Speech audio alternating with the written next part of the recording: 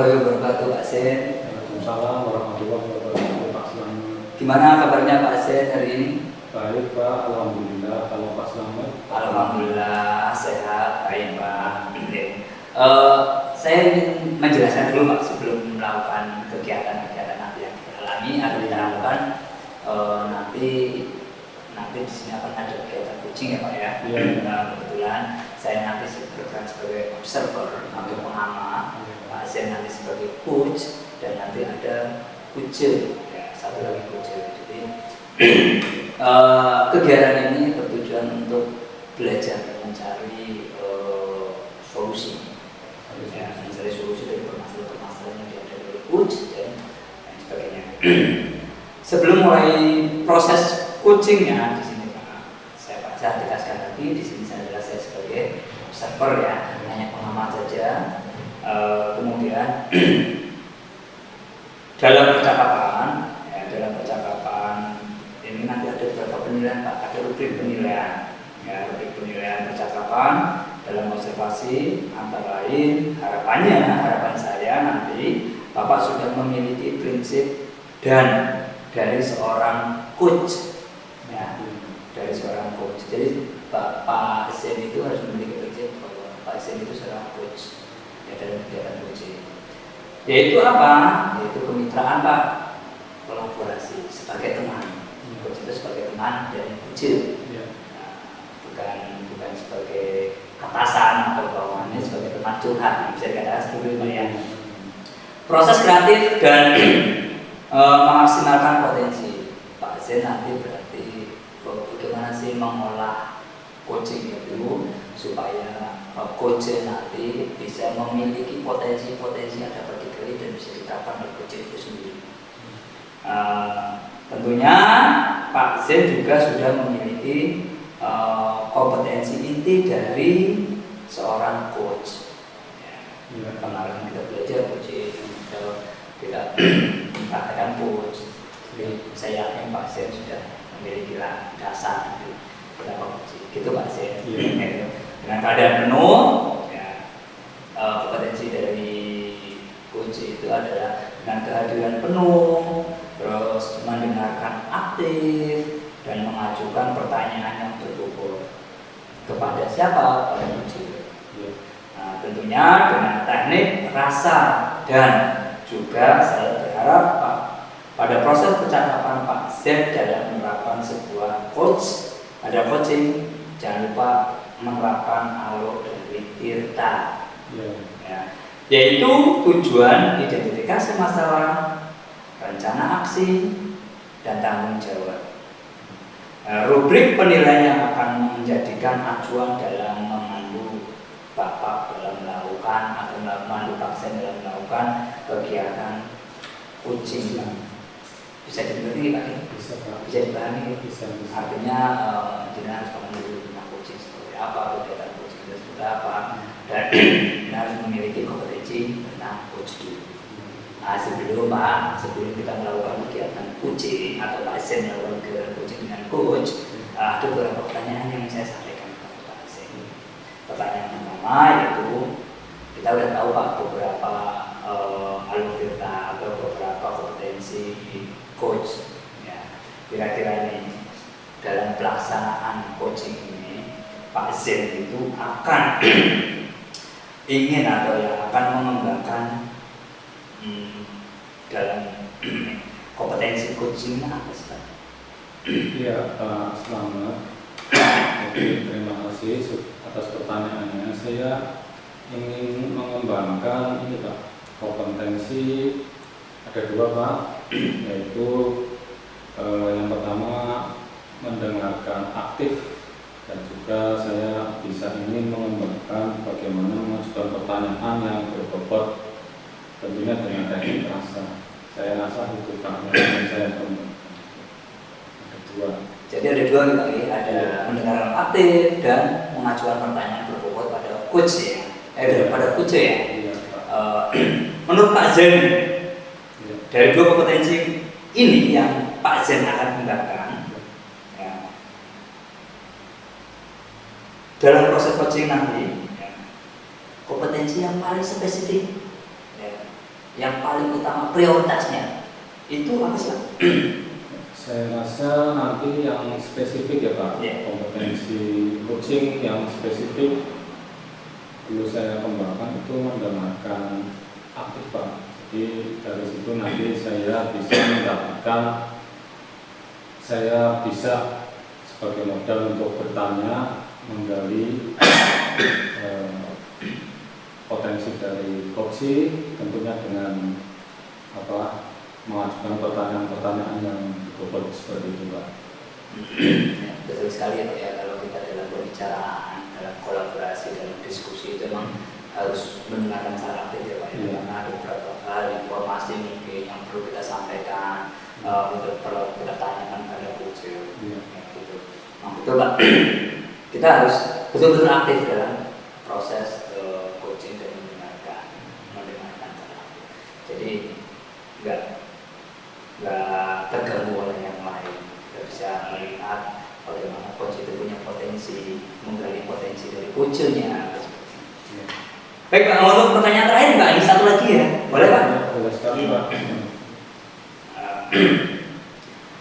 Kira-kira nih Pak, indikatornya dalam keterampilan, yang Bapak terapkan, Bapak punya, bagaimana sih yang ingin Bapak ya tuju dalam proses percakapan nanti? Pencapaiannya apa sih yang dituju? Pencapaian Pak? Iya. Pencapaian yang akan dituju Pak. Ini pertanyaan nomor berapa ya Pak tadi yang mohon maaf Pak? Nomor 3 ya? 3. Karena oh iya, jadi saya itu ingin Pak, ingin menuju ke dalam situasi di mana di dalam coaching yang saya lakukan bersama coaching nanti itu tentu menggunakan alur yang sebagai acuan percakapan, namanya alur Tirta Pak. Jadi nanti percakapannya berlangsung secara efektif sekaligus bermakna. Oke, baik Pak. Untuk semoga indikator yang Bapak inginkan Bapak itu nanti berhasil dan bisa diterapkan di dalam kegiatan coaching. Gitu ya. Itu saja Pak yang dapat saya sampaikan berkaitan dengan tugas saya sebagai observer. Ya, tugas saya sebagai observer. Nanti silakan Pak Zen melakukan kegiatan coaching dengan coach-nya. Monggo. Terima kasih Pak.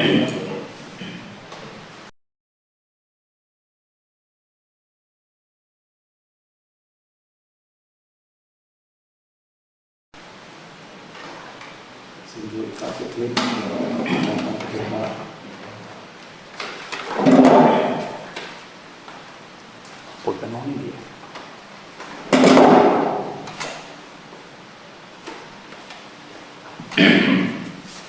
Selamat siang Pak Sigit. Selamat siang Pak. Pak Sigit, kabarnya bagaimana hari ini? Alhamdulillah baik Pak. Alhamdulillah baik. Ya, kita kan sudah janjian ya Pak. Iya. Sekarang kita ketemu. Iya.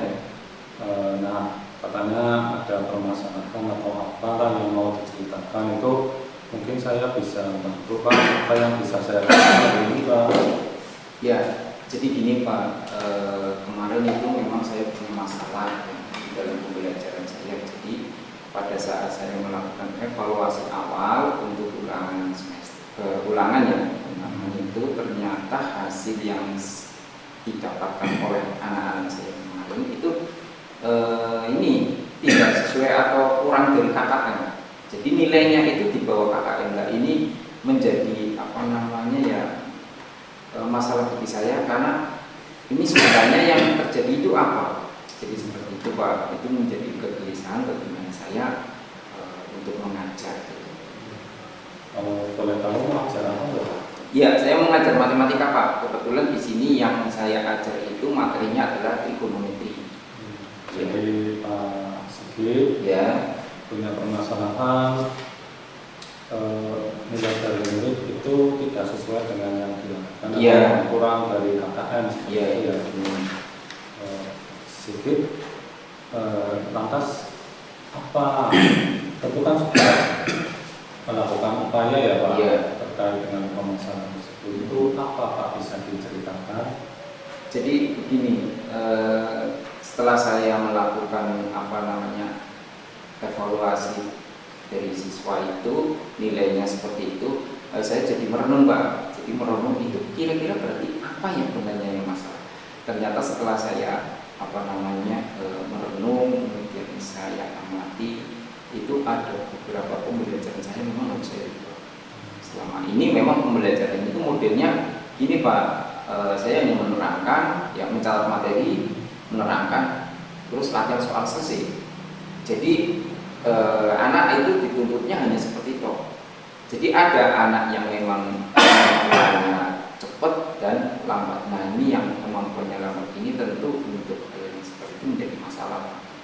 Jadi mungkin karena tidak ada variasi untuk mengajarnya mungkin. Jadi seperti itu.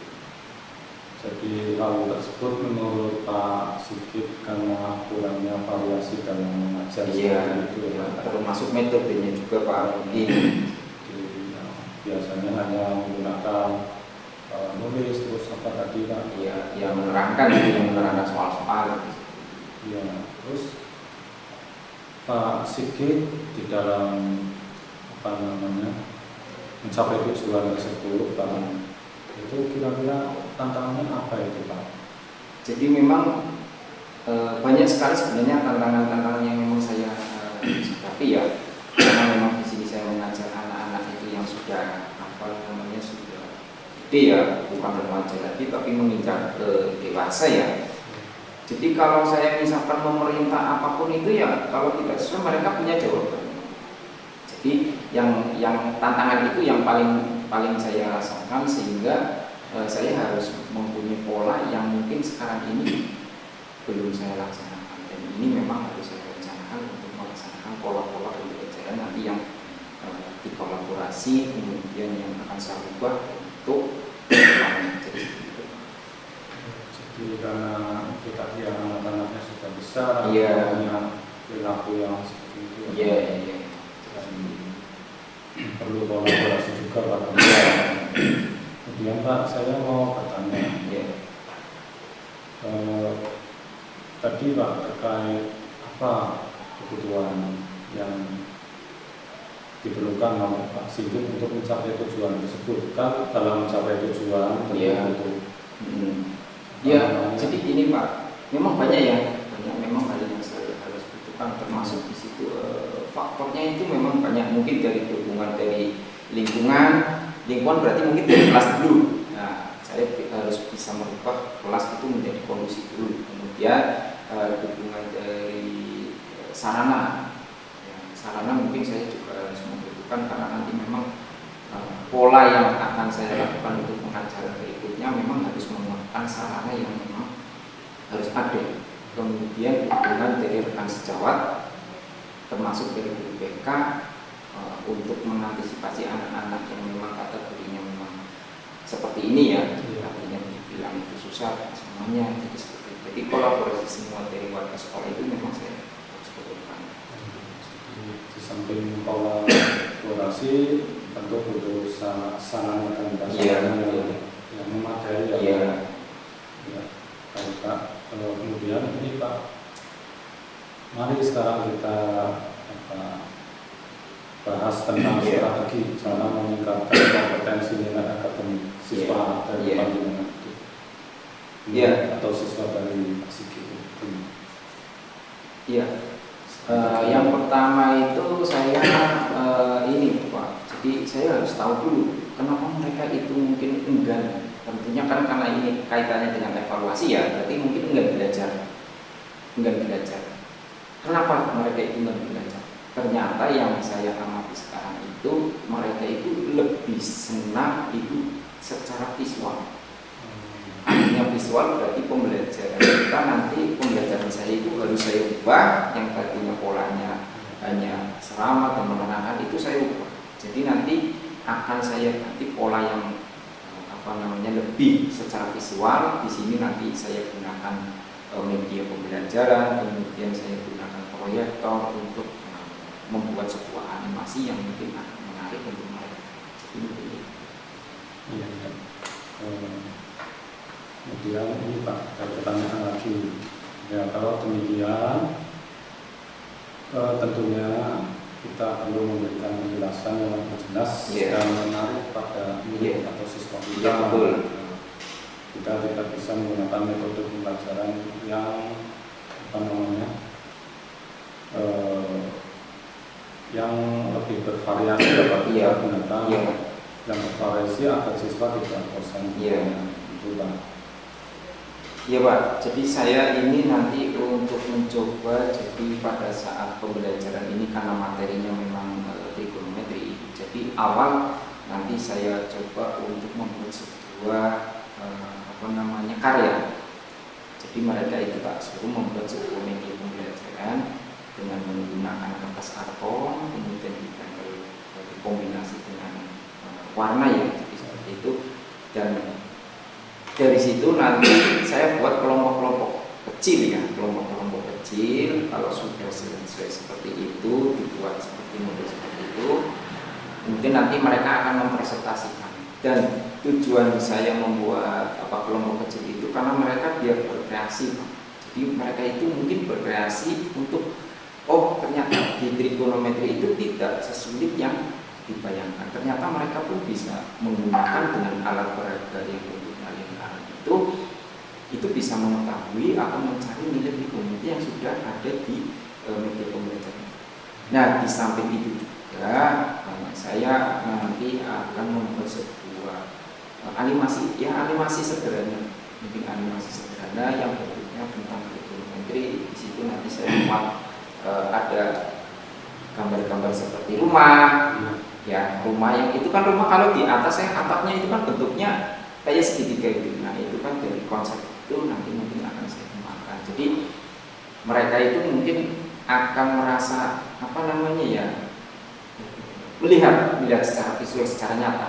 Jadi setelah melihat secara nyata itu harapan saya, ternyata di gambaran nyata yang saya lihat itu bisa digunakan trigonometri untuk menghitung sisi-sisi panjang di sini semua. Jadi itu Pak. Untuk menghitung sisi-sisi. Iya, panjang sisi dari mungkin gambarnya itu bentuknya seperti atap sebuah rumah. Nah ini kalau kita diketahui dengan sudut sekian itu kan bisa kita cari dengan perbandingan trigonometri. Bagus sekali Pak idenya dari Pak Sigit. Itu bagus Pak. Terus menurut saya. Ya, terima kasih Pak. Terus kapan kira-kira akan dilakukan strategi itu Pak? Ya, karena kemarin itu saya baru evaluasi pertama, ini berarti nanti ada jeda 1 minggu karena nanti ada sekolah ya. Jadi nanti minggu berikutnya, berarti 2 minggu lagi sudah saya mulai rencanakan aksinya. Jadi selama 2 minggu ini ada waktu, itu saya buat yang pertama kan desainnya dulu, kemudian saya buat untuk animasinya dan PowerPoint-nya, kemudian gambarnya itu saya siapkan semua, termasuk nanti rancangan programnya itu saya buat semua. Jadi seperti itu Pak. Itu tadi rencana dari Pak Sigit. Keseluruhan menurut saya sudah bagus sekali Pak. Mudah-mudahan nanti bisa berhasil, sukses dan tetap semangat ya. Iya Pak. Ya, terima kasih. Ya, kemudian terakhir Pak, komitmen Pak Sigit terhadap rancangan yang telah dibuat. Ya, setelah saya rancang semuanya kegiatan ini ya, termasuk nanti yang dituangkan di RPP, ya dari mulai rancangan dan semuanya itu saya berkomitmen untuk melaksanakan pembelajaran ini memang sesuai dengan yang sudah saya konsep. Jadi saya bertanggung jawab untuk membuat sebuah yang konsep ini saya laksanakan. Jadi nanti harapan saya itu saya punya optimisme bahwa ini mungkin bisa berhasil. Karena saya lihat dari kondisi anak-anak yang sekarang saya lihat itu mereka lebih suka secara visual. Jadi seperti itu, harapan saya seperti itu. Jadi saya tetap optimis bahwa ini salah satu cara yang mungkin berhasil untuk saya kembangkan di dalam pembelajaran saya. Karena ini konsepnya pembelajaran ini bersifat seperti real, nyata ya, dunia nyata itu bisa kita kembangkan. Tidak tidak tidak harus digambar itu bentuknya seperti ini, tidak. Tapi di dunia nyata itu bisa kita lihat dari gambar-gambar yang atau mungkin bangunan-bangunan gedung yang memang itu sebagai gambaran secara visualisasinya. Jadi seperti ini. Ya, masih gitu. Jadi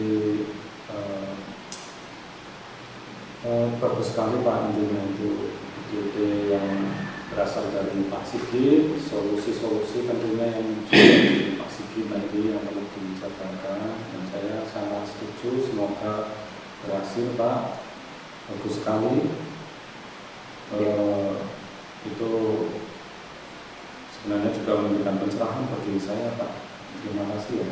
Ya, jadi saya merasa ini Pak, dengan adanya kita coach seperti ini sebagai kunci itu saya merasa beban saya itu agak terasa ringan Pak. Jadi selama ini saya karena memang saya di sini itu guru matematika cuma sendiri Pak. Jadi saya tidak bisa kolaborasi dengan guru matematika yang lain sehingga apapun yang ada di masalah saya itu mesti saya simpan sendiri. Nah, mungkin dengan coaching ini harapan saya ya nanti saya kalau mempunyai sebuah masalah saya bisa berkolaborasi dengan teman-teman sejawat, kemudian memberikan solusi dan pencerahan, jadi membuat saya itu lebih merasa lega. Jadi seperti itu Pak. Alhamdulillah Pak, kalau ternyata coaching yang saya lakukan hari ini dengan Pak Sigit sebagai coach bisa membuat walaupun sebenarnya ya saya sebagai coach merasa ada pencerahan juga Pak. Kalau Pak Sigit tentu juga apakah ada pencerahan juga Pak?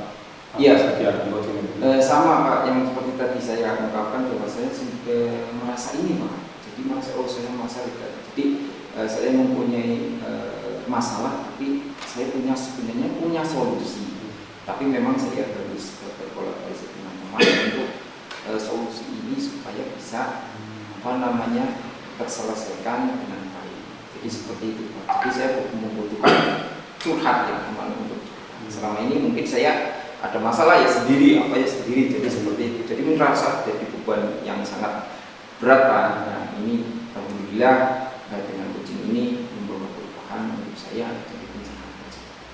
Memang begitu Pak, harusnya kita perlu kolaborasi antar sesama guru agar ada perbaikan di dunia tadi seperti itu Pak. Terima kasih Pak Sigit atas sudah mau berbagi dengan saya ya Pak. Ke depan jangan ragu lagi Pak, minta saya untuk jadi coach atau bahkan mungkin saya yang sebaliknya jadi. Oh iya Pak, siap Pak, siap, kita sama-sama saling berkolaborasi Pak. Ya, terima kasih ya. Iya. Iya, terima kasih.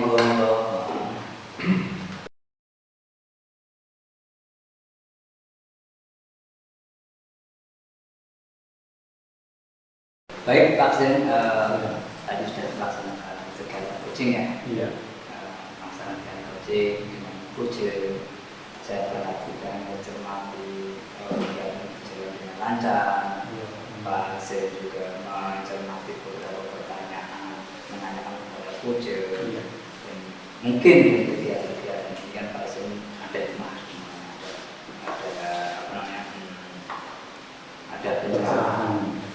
Kegiatan coaching. Nah, setelah kegiatan coaching, saya perhatikan mencermati, saya memerhatikan tadi ada beberapa catatan yang harus betul, ada beberapa catatan yang harus kita lakukan, ada beberapa catatan. Di antaranya yaitu akumulasi potensi,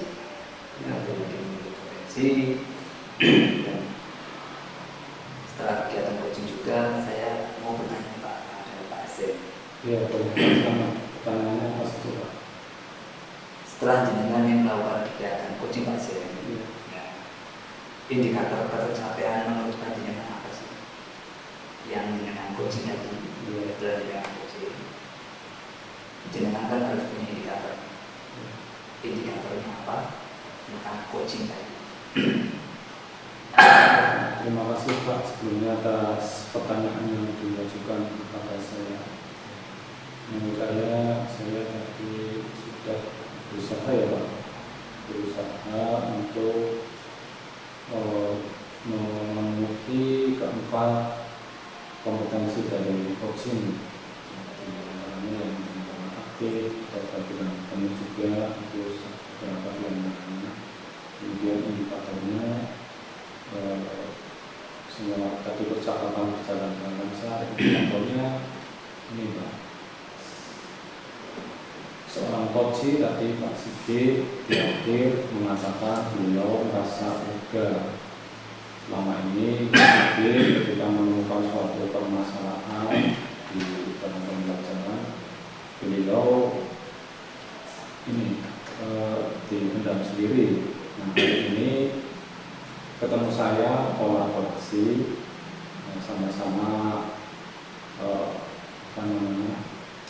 belajar berbagi seperti itu Pak. Dan selain itu juga solusi muncul dari Pak Sigit itu sendiri. Jadi itu indikatornya dan sudah sesuai dengan alur kita dalam sebuah percakapan coaching. Itu saya rasa indikatornya Pak. Baik, kaitannya dengan indikator betul sekali Pak ya. Dirinya sudah mengatakan sebagai coach ada seperti mitra, satu kolaborasi, berhadir penuh, ya, mendengarkan secara aktif dan memberi potensinya itu memang diterapkan oleh panjenengan dan cara coaching tadi dalam saya analisis saya cermati seperti itu Pak. Kemudian Pak, yang ke pertanyaan berikutnya adalah kompetensi inti yang akan jenengan lakukan berdasarkan kompetensi coaching tadi ya, kompetensi inti apa sih yang ingin Anda kembangkan? Ya, setelah tadi melakukan coaching dengan Pak Sigit, saya sebagai coach merasa perlu belajar lagi, perlu mengembangkan lagi kompetensi coaching saya, terutama ini Pak, dalam mengajukan pertanyaan-pertanyaan yang lebih berbobot lagi Pak. Kemudian juga karena penting Pak untuk menggali, saya terus terang saja tadi agak kesulitan dari pertanyaan-pertanyaan yang berdasarkan jawaban dari Pak Sigit sebelumnya. Itu saya rasa perlu saya kembangkan lagi dengan praktek. Pertanyaan mungkin akan lebih lagi Pak.